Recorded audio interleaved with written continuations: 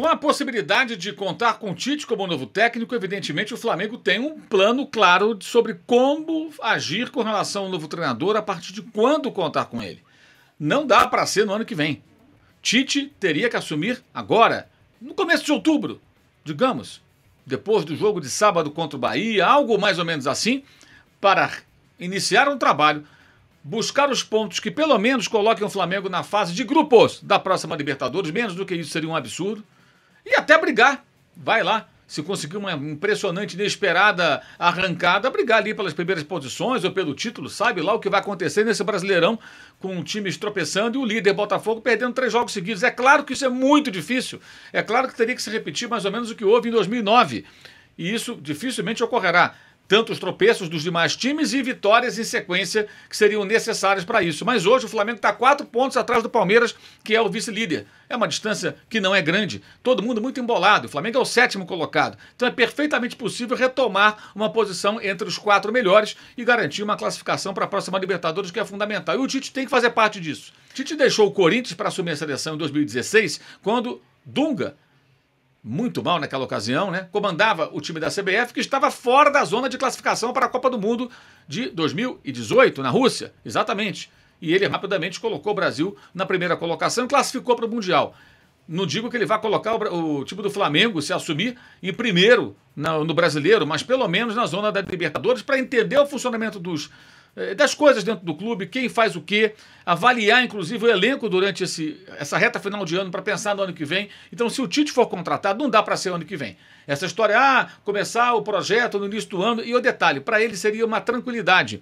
Por quê? Ele é muito conciliador, ele saberá como lidar com os jogadores, conhece todo mundo ali, ou boa parte do elenco, já convocou vários desses atletas para a seleção brasileira, e a tarefa é muito fácil. O Flamengo está no fundo do poço, se você pensar no potencial desse elenco, no investimento feito, nos resultados ridículos acumulados em 2023.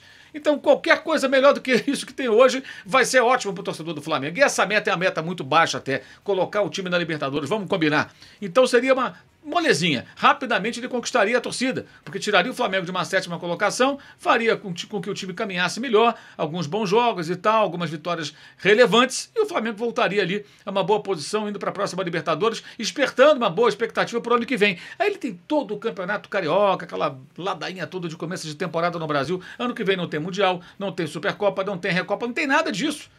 A não ser que o Flamengo ganhe o Brasileiro, ele teria a Supercopa. Muito difícil, já disse. Então a tendência é jogar só o estadual. Gente, muito de fazer um trabalho desse. Aí quando chegar na Copa do Brasil, no Brasileiro e, claro, desde que se classifique na Libertadores, o time pode estar num outro patamar técnico. Agora, fica ligado no seguinte, Tite já convocou Everton Ribeiro para a Copa do Mundo, já convocou Rodrigo Caio, não foi só uma vez.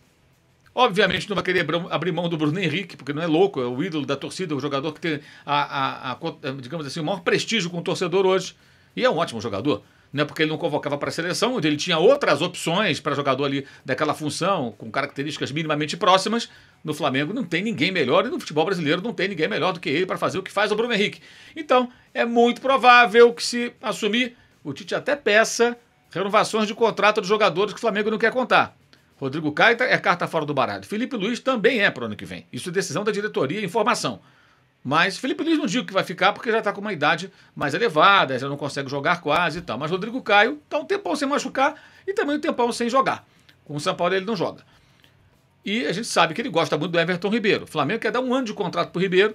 Ele quer mais, é natural que assim seja. Outros clubes estão interessados, não é um jogador barato. Vejamos o que vai acontecer com a chegada do Tite, se acontecer. Agora, o Flamengo quer contar, isso também é informação, com o técnico já. O novo técnico, seja ele ou algum outro, tem que assumir agora. Não dá para empurrar com a barriga com o Mário Jorge, o rapaz que é técnico do Sub-20, até o final de 2023. E aí você tem um risco muito grande de ser uma liderança com experiência para segurar essa bucha nesse momento, de não conseguir vaga na próxima Copa Libertadores. E esse é o momento ideal para iniciar um trabalho, e aí uma segunda etapa se inicia no começo do ano que vem, com tudo muito mais tranquilo, desde que o time se classifique para Libertadores e faça nessas rodadas que faltam bons jogos. Basta fazer bons jogos. 14 jogos aí pela frente, 14 rodadas.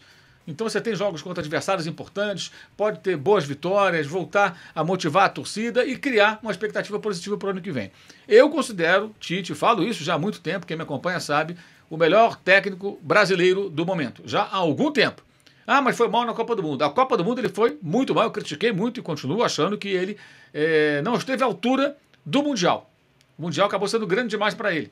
Talvez pelo perfil dele de trabalho e tudo mais. Mas num clube no dia a dia ele tem condições sim de fazer um trabalho muito bom.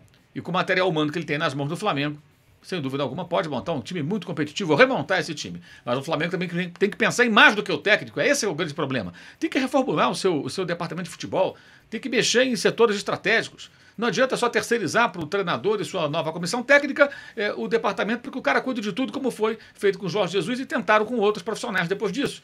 É preciso mudar essa mentalidade. Rodolfo Landim tem o seu último ano de mandato como presidente do Flamengo, 2024, e a sua última chance de fazer com que as coisas se modifiquem realmente para melhor nesse polêmico departamento de futebol do Flamengo. Mas, cá entre nós, é muito pouco provável que isso ocorra. Mas, vejamos, o Flamengo quer o técnico para agora, para outubro, para já.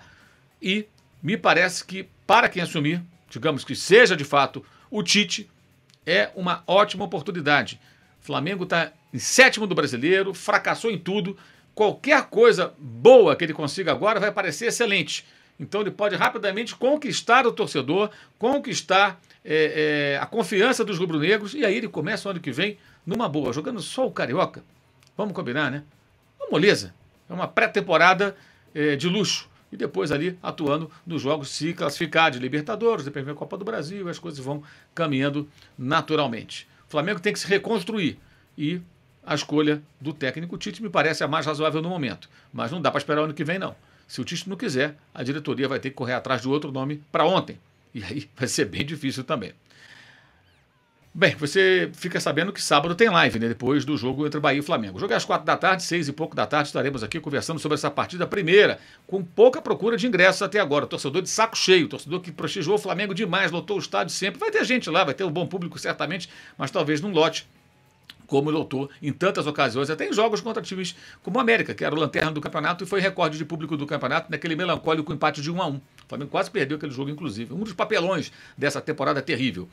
E também destacando aqui na descrição do vídeo os links para o canal de cortes, o clube de membros, o curso online de jornalismo esportivo e também o meu blog no All Sport, todo dia um texto sobre futebol, além do uso 360 com produtos do canal, canecas, camisetas, da Live, Soft Open e muito mais. É isso, valeu e saudações.